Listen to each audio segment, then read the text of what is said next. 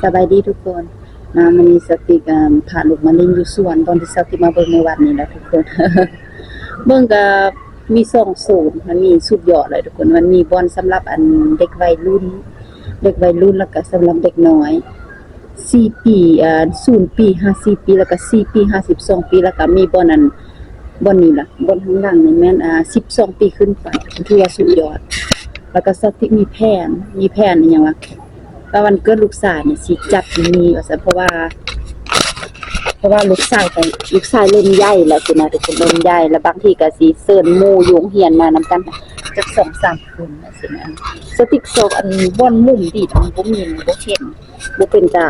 มันสิมีแดดตองก็เลยมานั่งเปลี่ยนกันเบิ่งดู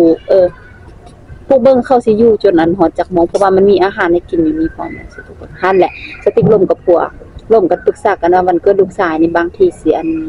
มาจัดอยู่นี่เพราะว่า15ยูโรต่อเด็กสมมุติว่าเฮาเชิญเด็กมา10คนสินะคนเฮากระจายไปตามหัวเด็กอาหารที่ว่าอยู่ไหนเลยว่าซั่นพวกเบิ่งว่าสิเกิดบ่เพราะว่าสติคิดว่าเด็กสำนี้น่าจะบ่มีหมู่หลายดอกน่าจะบ่มีหลายน่าจะ2-3 คน1 2 3เด็กประมาณ 4-5 คนนะคะมาเล่นนำกันสินะเพราะว่าแล้วก็บางทีถ้าว่าเฮาก็เชิญไปสิส่วนไปซื้อเฮาซื้อเฮาจ่ายให้เด็กน้อยมาเล่นเนาะแบบบ่ฮู้ว่าพ่อแม่เขาสิโอเคบ่สินะนั่นแหละทุกคนพวกเพิ่นดูตอนนี้11 โมงปลายน้อยนึงทุกคนจะติดมาหากก็มา10 นาทีนิดๆเมื่อกี้นี่แหละแหละเปลี่ยนกันเฝ้าลูกเปลี่ยนกันลิ้นน้ำลูกเพราะว่าตอนเช้าตั้งแต่เปิด 10:30 จนฮอด2 โมงล่ะพ่อแม่หรือว่าผู้ปกครองสามารถเป็นลิ้นน้ำลูกได้แต่ว่าเริ่มตั้งแต่2 โมงไปแล้วเขาจะบ่อนุญาตให้ลิ้นว่าซั่นๆนั่นล่ะก็เลยว่ามาลิ้นแต่ตอนเช้านี่มีอาหารให้กินบ่เขาจะขายเป็นอาหารฟาสต์ฟู้ดอิหยังเป็นเบอร์เกอร์เป็นอายุอะสิล่ะทุกคนเป็นอาหารที่ง่ายๆเขาจะว่าทุกอย่างเฮ็ดโฮมเมดหมดว่าซั่นโอ้เบิ่ง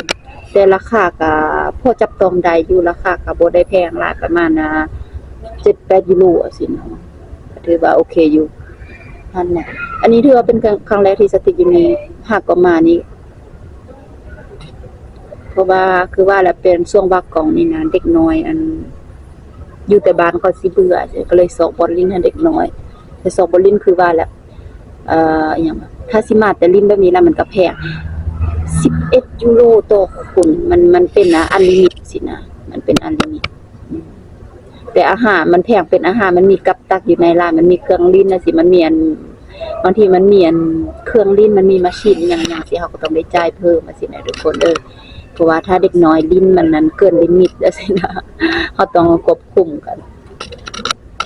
แต่สิดนๆใส่มาเทื่อนึงเบิ่งช่วงมากองสติกลูกสิพาลูกมาจากมือของพวกเบิ่งลุ้นไปนำกันเพราะส่วนหลายสติกสิพาแต่ลูกไปลิ้นไปเฮ็ดกิจกรรมเอาท์ดอร์แหละทุกคนอันนี้มันเป็นกิจกรรมอยู่ทางไหนว่าซั่นซะเป็นกิจกรรมภาษาบ้านเฮามันหยังอันโฮมกลางโฮมมันบ่เป็นส่วนลิ้นคืออยู่ไอเต็กคืออยู่เวียงจันทน์แหละทุกคนคืออยู่ส่วนนั้นแบบมันมีส่วนอาหารมันบ่นั่งให้พ่อแม่กินข้าวสินะนั่นแหละ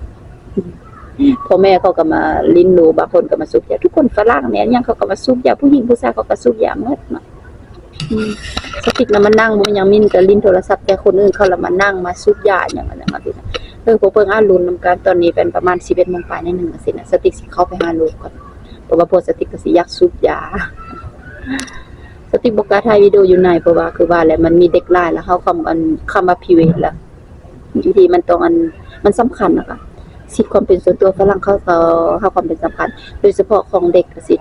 ธิของเด็กสติกก็เลยบ่กล้าเฮ็ดคลิปวิดีโอหลายๆคนมันอันตรายว่าจังซั่นเพราะว่าเฮาเฮ็ดคลิปวิดีโอลงหยังว่าโซเชียลมีเดียสิแล้วมันอันตรายต่างประเทศบ่คืออยู่ประเทศลาวทุกคนประเทศลาวเฮ็ดคลิปวิดีโอไปใส่ก็ได้อยู่ประเทศลาวประเทศไทยเนาะไปใส่เฮ็ดคลิปวิดีโอไปใส่ก็ได้แต่ว่าอยู่พี่มันบ่ได้มันอันตรายนั่นแหละแพง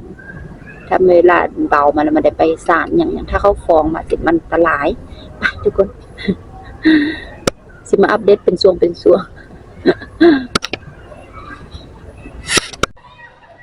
มาซะ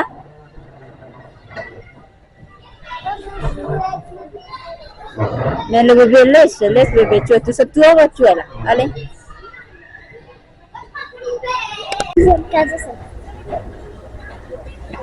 Papa, c'est du Alors, j'ai fraise et menthe. Fraise. Vous partagez. Fraise. Ah, moi, dis maman, pourquoi fraise? Alors, menthe pour la potiote. Et tu Et il y la aura- pochette. C'est toi. Et après, pas que le parc était ouvert encore, mais Katisha sera invitée à ton anniversaire aussi. Elle pourra jouer à pas très loin. Je vais prendre un grand morceau, là. เบิ่งจะมีเงินจ่ายบ่ Il n'y a pas un burger chez nous? มีแฮมเบอร์เกอร์สิ Viens, là, ici. จะซูซิคอยบ่ใช่ J'ai budget là pour les deux, là, 2 burgers. เฮ้ยของเราคอยอันนึง Tu เบอร์ veux เกอร์ un burger? เฮ้ยเบอร์เกอร์นอกมันสินักเก็ตใช่ Alors, un burger normal, quoi. Garnish Tu as les Elle tickets? fait des bulles.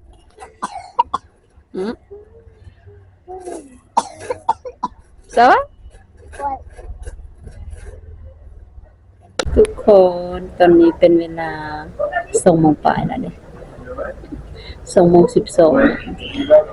หัวมื้อนี้ปล่อยให้ลูกเลยบ่ได้ทำนะปล่อยให้เขาลิ้นจนว่าเขาเมื่อยแต่ว่าเบิ่งคือสิบ่มีทางเมื่อยเมื่อกี้ทางไปกวนลูกชายไปกลับบ้านบ่บอกอันนั้นผมเบิ่งสิกลับบ้านจากหมอมื้อนี้แต่มื้อนี้อากาศดีตังมื้ออื่นไปแล้วฝนสิตกว่าซั่นฝนสิตกแล้วก็เลยโอเคปล่อยให้ลูกลิ้นเต็มที่เลยซั่นเปลี่ยนกันไปเบิ่งลูก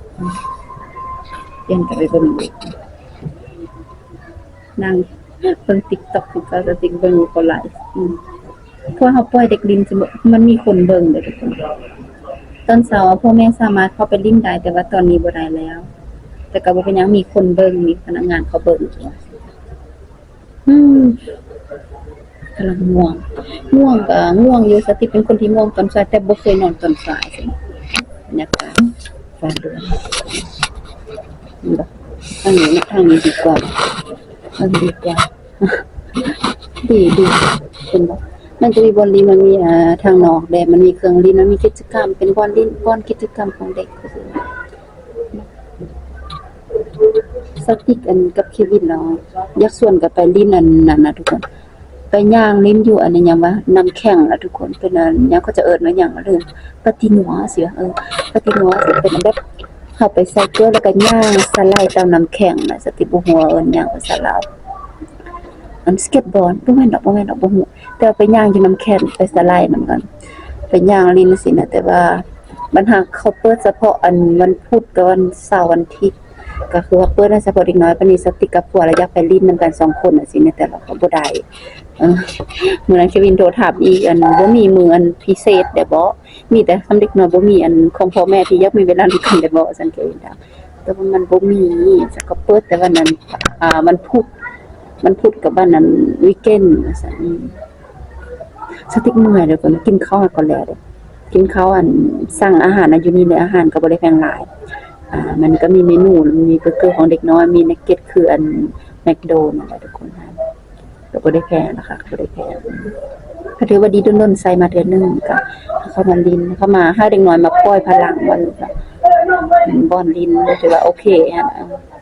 บางทีก็บัดนี้ก็สิได้มาตลอดนั่นน่ะก็สิบ่ตลอดให้ตลอดว่าทุกคนเบื่อบ่แสงไฟอยู่หัวสติ๊ก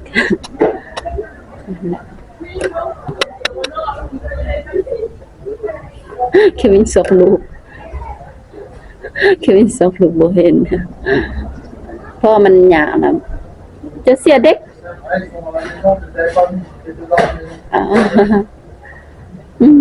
กำลังเมื่อย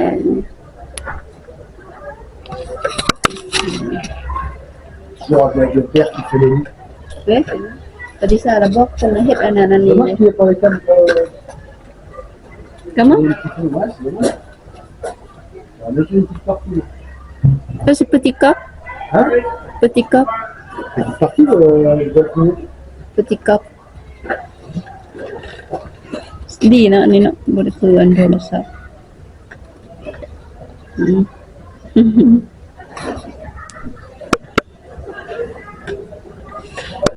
บายทุกคนฮอดเวลากลับบ้านก็คือกลับบ้านประมาณอัน 4 โมงปลาย 5 โมงยังทุกคน